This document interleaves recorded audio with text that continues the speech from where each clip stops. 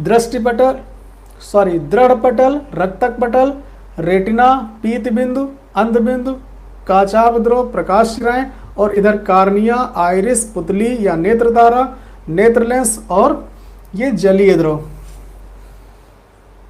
इतना समझ में आ गया? तो ये है इसकी संरचना और इसके प्रमुख भाग। अब बात करते हैं कि प्रतिबिंब कैसे बनता है।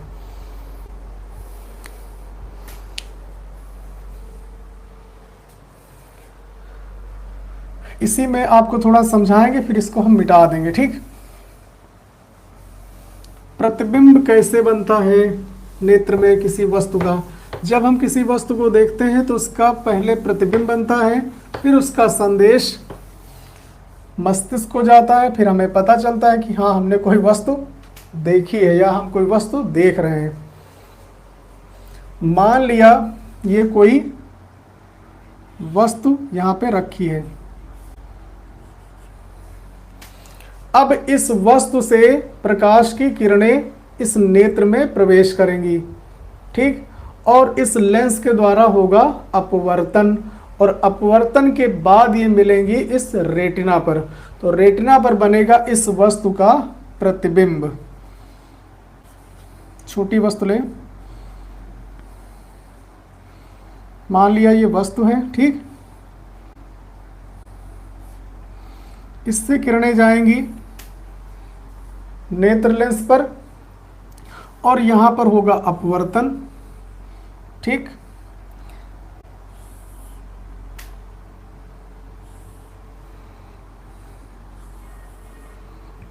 तो इस बिंदु से होकर जाने वाली जितनी भी किरणें हैं वो इस बिंदु पर मिलेंगी अपवर्तन के पश्चात। कहानी समझ में आ रही है? और आपको पता होगा प्रतिबिंब कब बनता है? दर्पण से परावर्तन के पश्चात या लेंस से अपवर्तन के पश्चात किसी बिंदु से होकर जाने वाली, मान लिया ये दर्पण है, अवतल दर्पण। प्रतिबिंब की पहले बात आपको हम बता दें, ठीक, ये दर्पण है और ये लेंस है। प्रतिबिंब किसे कहते हैं? मान लिया ये बिंदु, ठीक, इस बिंदु से होकर जाने वाली एक किरण ये जब जाएगी तो वापस लौटेगी, और हमने मान लिया एक किरण ये है जो इस तरह से वापस लौट गई। ये दो किरणें हैं जो इस बिंदु से होकर जा रही है। ये है बिंदु वस्तु। अब हालांकि आपको ये सारे नियम अभी नहीं पता होंगे कि कब किरण कहाँ से जाएगी कहाँ से लौटेगी, सिर्फ प्रतिबिंब की बात हम बता रहे हैं। तो किसी बिंदु से होकर जाने वाली दो या दो से अधिक किरणें दर्पण से परावर्तन के पश्चात यहाँ मिली, और लेंस से, मान लो ये बिंदु है तो लेंस में क्या होगा? अपवर्तन होगा, ठीक। एक किरण ये गई, यहाँ से चली गई, तो जहां पर मिलेंगी, ठीक। तो इस बिंदु को क्या कहेंगे? प्रतिबिंब, यानी इसकी इमेज। इस बिंदु को क्या कहेंगे? प्रतिबिंब। तो प्रतिबिंब किसे कहते हैं? बात समझ में आ गई? दर्पण से परावर्तन के पश्चात और लेंस से अपवर्तन के पश्चात जिस बिंदु पर मिलती है या मिलती हुई प्रतीत होती है, उस बिंदु को पहले वाले बिंदु का प्रतिबिंब कहते हैं। समझ गए? किसी बिंदु से होकर जाने वाली दो या दो से अधिक प्रकाश किरणें दर्पण से परावर्तन के बाद या लेंस से अपवर्तन के बाद जिस बिंदु पर मिलती है या मिलती हुई प्रतीत होती है, उसे बिंदु का, पहले वाले बिंदु का प्रतिबिंब कहते हैं। अगर वास्तव में मिल रही है तो प्रतिबिंब रियल होगा, यानी वास्तविक होगा। अगर मिलती हुई प्रतीत हो रही है तो प्रतिबिंब आभासी होगा। यहाँ भी कुछ वैसे ही कहानी हो रही है, चूंकि लेंस के द्वारा अपवर्तन होता है और नेत्र में भी है लेंस। कौन सा लेंस है? उत्तल लेंस है। तो यहाँ भी होगा प्रकाश का अपवर्तन, और अपवर्तन के बाद प्रकाश की किरणें जिस बिंदु पर मिलेंगी उस बिंदु को पहले वाले बिंदु का प्रतिबिंब कहेंगे। तो जो वस्तु यहाँ पे रखी है, इस बिंदु का, इस वस्तु के इस बिंदु का प्रतिबिंब यहाँ पे बनेगा और इस बिंदु का प्रतिबिंब यहाँ पे बनेगा। इसी तरह जितने इसमें बिंदु होंगे उनका प्रतिबिंब कुछ इस प्रकार बनेगा, यानी कि उल्टा बनेगा। इस तरह से प्रतिबिंब बनता है रेटिना पर। बात समझ में आ गई? देखो यहाँ पर अगर कोई वस्तु रखी है लेंस के सामने, हम उत्तल लेंस की बात कर रहे हैं, तो उसका प्रतिबिंब कहाँ बनेगा? इस तरह से बनता है, वास्तविक और उल्टा। इसी तरह से जब नेत्र के सामने कोई वस्तु रखी होती है तो उससे होकर प्रकाश की किरणें कार्निया में प्रवेश करती हैं, कार्निया से होते हुए जलीय द्रव में जाती हैं, जलीय द्रव से फिर लेंस में जाती हैं, और लेंस के द्वारा होता है प्रकाश का अपवर्तन, और अपवर्तन के बाद वो कहाँ पर मिलती हैं? रेटिना पर मिलती हैं, और रेटिना पर उसका वास्तविक और उल्टा प्रतिबिंब बन जाता है। और जब यहाँ पे प्रतिबिंब बनता है तो ये सूचना जाती है प्रकाश शिराओं के द्वारा मस्तिष्क को, और वहाँ पर ये सूचना भेज दी जाती है कि हम इस वस्तु को देख रहे हैं। समझ गए? ये प्रक्रिया बहुत जल्दी, बहुत तीव्र गति से होती है, इसलिए हमें पता नहीं चलता। सोचो अगर हम किसी वस्तु को देख रहे हैं, हमारे वहाँ से प्रकाश किरणें चली, हमारी आँख में आई, अंदर गई, प्रतिबिंब बना, प्रतिबिंब का संदेश यानी मैसेज टाइप किया गया, और फिर वो भेजा गया मस्तिष्क को, फिर संदेश पहुंचा, फिर वहाँ पर लेटर पहुंच गया कि हाँ अच्छा आपने ये वस्तु देखी है, तब आपको पता चले। कितना टाइम लगेगा सोचिए। इसलिए ये प्रक्रिया बहुत स्पीड में होती है, और एक बार में प्रतिबिंब बनता है, फिर वो तुरंत दूसरा प्रतिबिंब बन जाता है। बहुत स्पीड में प्रतिबिंब बनते चले जाते हैं, इसलिए हमें निरंतरता का एहसास होता है कि हाँ लगातार प्रतिबिंब बदल रहे हैं। ठीक, कोई एक प्रतिबिंब अस्थायी नहीं होता, ये भी आपको पता होना चाहिए। यहाँ पे बना हुआ प्रतिबिंब अस्थायी नहीं होता, क्योंकि वस्तुएं भी सब कैसी हैं? चलती हुई या फिर कहीं पर रुकी हैं, तो इनके प्रतिबिंब लगातार चेंज होते रहते हैं। ठीक, तो प्रतिबिंब कैसे बनता है?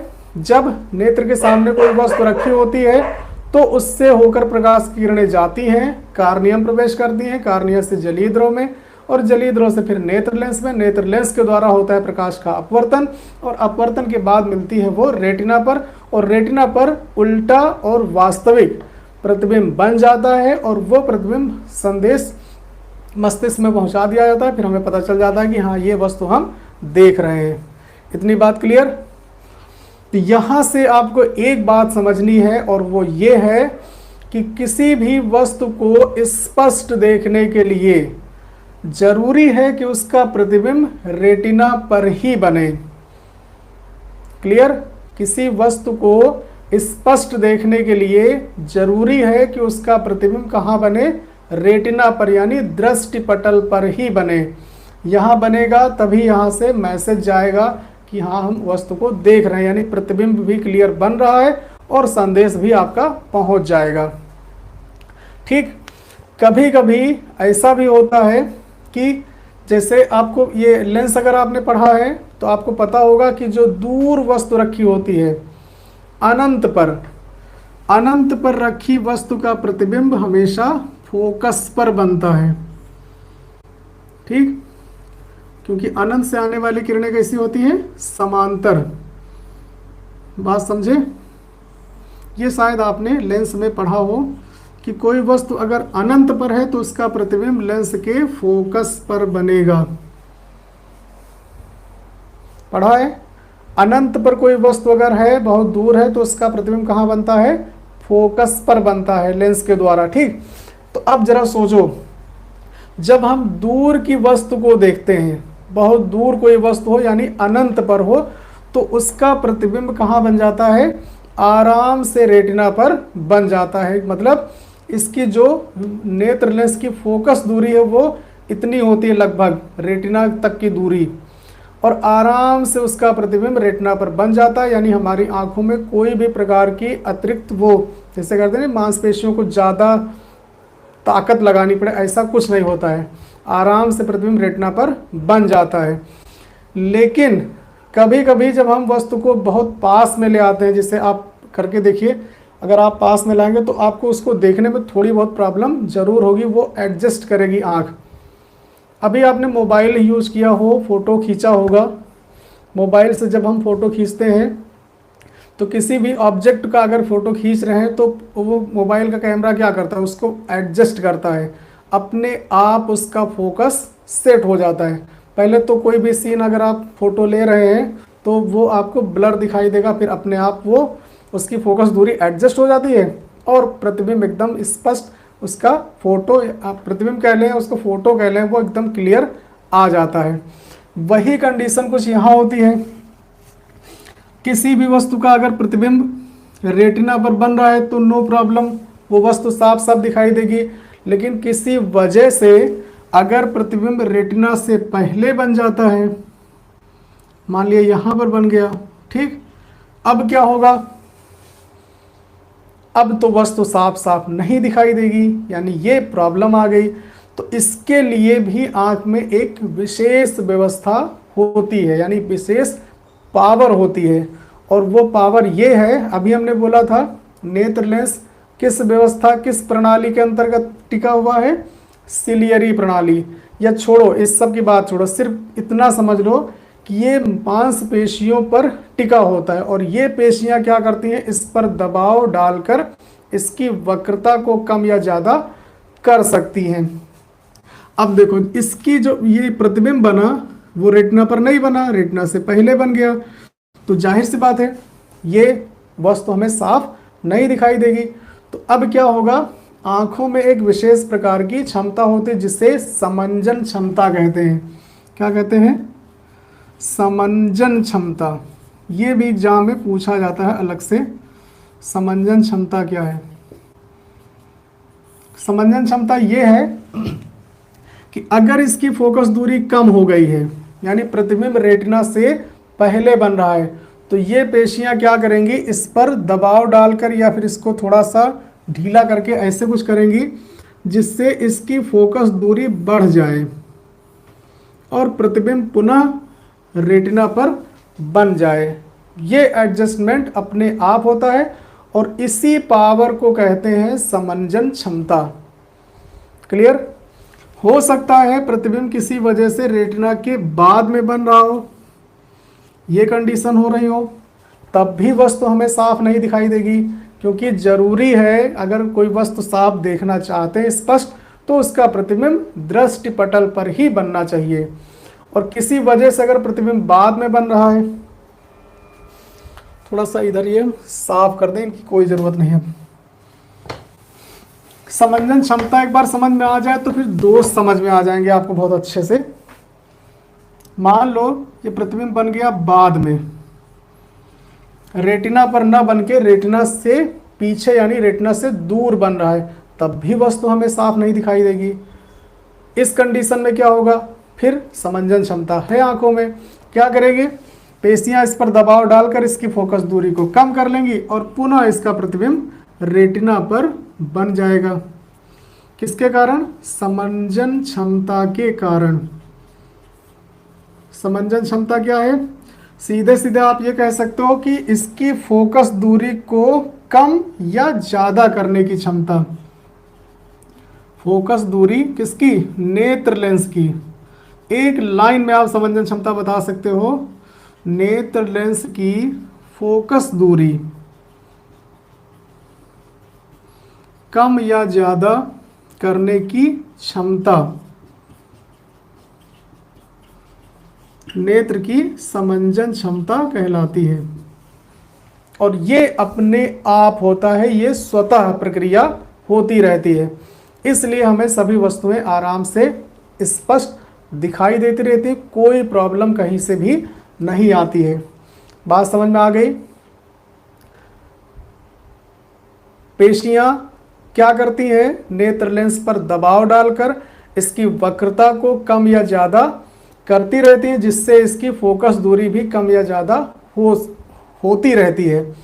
किसी वजह से प्रतिबिंब अगर रेटिना पर ना बन के रेटिना से पहले बन जाए या रेटिना के बाद में बन जाए, ऐसी स्थिति में वस्तु हमें साफ नहीं दिखाई देगी, तो हमारी आंखों में उसके लिए एक विशेष प्रकार की क्षमता होती है जिसे समंजन क्षमता कहते हैं। और इस क्षमता के कारण उसकी फोकस दूरी अगर कम हो गई हो तो वो पेशियां उसकी फोकस दूरी को बढ़ा लेती हैं, अगर फोकस दूरी बढ़ गई हो तो पेशियां उसकी फोकस दूरी को घटा लेती हैं। यानी नेत्र लेंस की फोकस दूरी को कम या ज़्यादा करके उस प्रतिबिंब को कहाँ बना देती हैं, रेटिना पर बना लेती है, जिससे हमें वस्तु साफ साफ दिखाई देती रहती है। तो ये पावर समझ में आ गई, समंजन क्षमता। प्रतिबिंब कैसे बनता है ये क्लियर हो गया, बनता है फिर उसमें पावर कौन सी होती है, क्षमता कौन सी होती है ये क्लियर हो गया। अब देखते हैं कहाँ तक हम लोग देख सकते हैं। दृष्टि विस्तार। तो एक स्वस्थ मनुष्य के लिए जो सबसे कम निकट बिंदु होता है वो होता है 25 सेंटीमीटर दूर। कितना? 25 सेंटीमीटर दूर, यानी कम से कम 25 सेंटीमीटर दूर रखी वस्तु को हम स्पष्ट देख सकते हैं। 25 से अगर कम पे कोई वस्तु रखी होगी तो वो हमें स्पष्ट दिखाई नहीं देगी। तो ये होती है स्पष्ट दृष्टि की कम से कम दूरी, यानी स्पष्ट दृष्टि की न्यूनतम दूरी। यहां से हमें दिखना आरंभ हो जाएगा और कहां तक दिखेगा? अनंत तक, कोई लिमिट नहीं है। 25 सेंटीमीटर से अनंत तक हम बहुत आराम से देख सकते हैं, कोई प्रॉब्लम आपको नहीं होगी। तो इसी को कहते हैं दृष्टि विस्तार। अनंत से लेकर 25 सेंटीमीटर तक। अनंत क्या हो गया? दूर बिंदु। इसको क्या कहते हैं? ये दूर बिंदु है, स्वस्थ नेत्र का दूर बिंदु अनंत। और ये वाला क्या है? निकट बिंदु। अगर निकट बिंदु कोई पूछे तो 25 सेंटीमीटर पर, दूर बिंदु कोई पूछे तो अनंत पर। और इन्हीं दोनों के बीच का जो डिस्टेंस है वो कहलाता है दृष्टि विस्तार। कहां से कहां तक? तो निकट बिंदु किसे कहते हैं? एक स्वस्थ नेत्र के लिए कम से कम दूरी पर स्थित वह बिंदु जहां पर रखी वस्तु का प्रतिबिंब हमें स्पष्ट दिखाई देता है, या प्रतिबिंब कह लो या वस्तु कह लो, कि नेत्र से कम दूरी पर स्थित वह बिंदु जहां पर रखी वस्तु हमें स्पष्ट दिखाई देती है वो उस नेत्र का निकट बिंदु कहलाता है। क्लियर? नेत्र के निकटतम दूरी पर यानी कम से कम दूरी पर स्थित वह बिंदु जहां पर रखी वस्तु का प्रतिबिंब स्पष्ट बन जाता है या जहां पर रखी वस्तु हमें स्पष्ट दिखाई देती है वो उसका निकट बिंदु कहलाता है। और नेत्र से दूर अधिक से अधिक मतलब अधिकतम दूरी पर स्थित वह बिंदु जहां पर रखी वस्तु हमें स्पष्ट दिखाई देती है वो उसका दूर बिंदु कहलाता है। और दूर बिंदु होता है अनंत पर, यानी कम से कम हम 25 सेंटीमीटर और दूर अधिकतम अनंत तक देख सकते हैं। ये हमारा दृष्टि विस्तार है एक स्वस्थ मनुष्य के लिए। जिसके नेत्र स्वस्थ हो वो 25 सेंटीमीटर कम से कम और मैक्सिमम अनंत तक देख सकता है। इसे कहते हैं दृष्टि विस्तार।